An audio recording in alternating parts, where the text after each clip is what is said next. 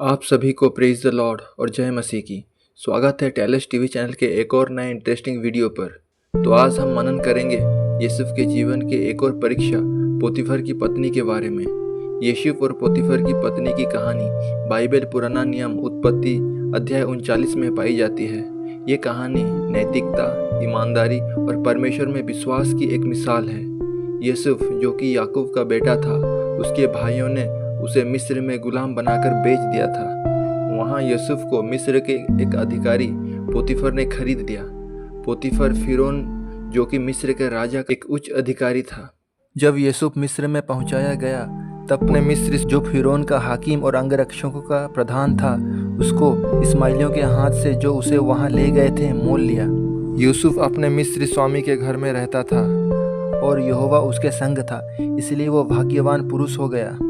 और यूसुफ के स्वामी ने देखा कि यहोवा उसके संग रहता है और जो काम वो करता है उसको यहोवा उसके हाथ से सफल कर देता है। तब उसी के अनुग्रह की दृष्टि उस पर हुई और वो उसकी सेवा टहल करने के लिए नियुक्त किया गया।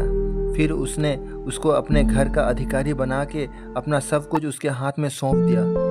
जब से उसने उसको अपने घर का और अपनी सारी संपत्ति का अधिकारी बनाया, तब से यहोवा यूसुफ के कारण उस मिस्र के घर पर आशीष देने लगा। और क्या घर में क्या मैदान में उसका जो कुछ था सब पर यहोवा की आशीष होने लगी। इसलिए उसने अपना सब कुछ यूसुफ के हाथ में यहाँ तक का छोड़ दिया कि वो अपने खाने की रोटी के छोड़ वो अपनी संपत्ति का हाल कुछ ना जानता था। यूसुफ सुंदर और रूपवान था। इन बातों के पश्चात ऐसा हुआ कि उसके स्वामी की पत्नी ने यूसुफ की ओर आंख लगाई और कहा, मेरे साथ सो। पर उसने अस्वीकार करते हुए अपने स्वामी की पत्नी से कहा, सुन, जो कुछ इस घर में है मेरे हाथ में है, उसे मेरे स्वामी कुछ नहीं जानता और उसने अपना सब कुछ मेरे हाथ पे सौंप दिया है। इस घर में मुझसे बड़ा कोई नहीं है और उसने तुझे छोड़ जो उसकी पत्नी है मुझसे कुछ नहीं रख छोड़ा। इसलिए भला मैं ऐसी बड़ी दुष्टता करके परमेश्वर के अपराधी क्यों बनूं? और ऐसा हुआ कि वो प्रतिदिन यूसुफ से बातें करती रही, पर उसने उसकी ना मानी कि उसके पास लेटे या उसके संग रहे। एक दिन क्या हुआ कि यूसुफ अपना कामकाज करने के लिए घर में गया और घर के सेवकों में से कोई भी घर के अंदर ना था। तब उस स्त्री ने उसका वस्त्र पकड़कर कहा, मेरे साथ सो। पर वो अपना वस्त्र उसके हाथ में छोड़कर भाग गया और बाहर निकल गया।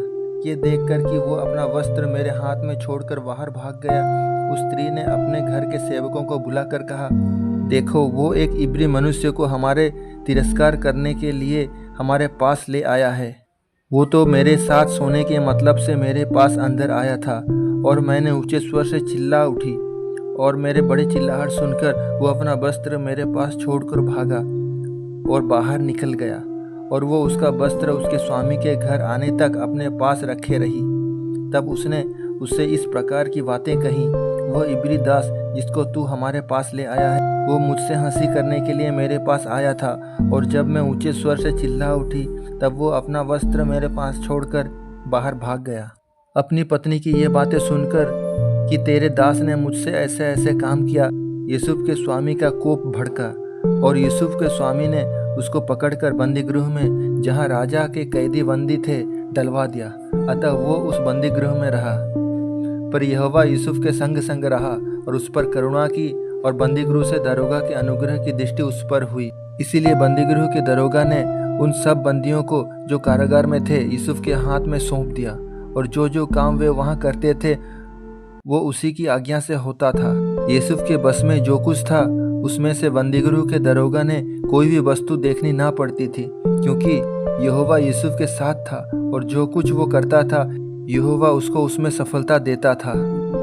ये कहानी से हमें ये सीख मिलती है, ईमानदारी और पवित्रता पर परमेश्वर का साथ मिलता है। झूठे आरोपों के बावजूद भी सत्य की जीत होती है। कठिन समय में भी विश्वास बनाए रखना चाहिए।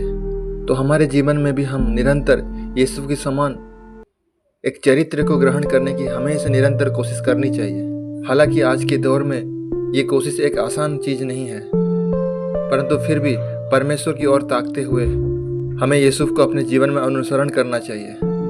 तो आज मैंने यूसुफ की जीवन की छोटी सी घटना आपके समक्ष फिर से रखा। तो आज के लिए इतना ही।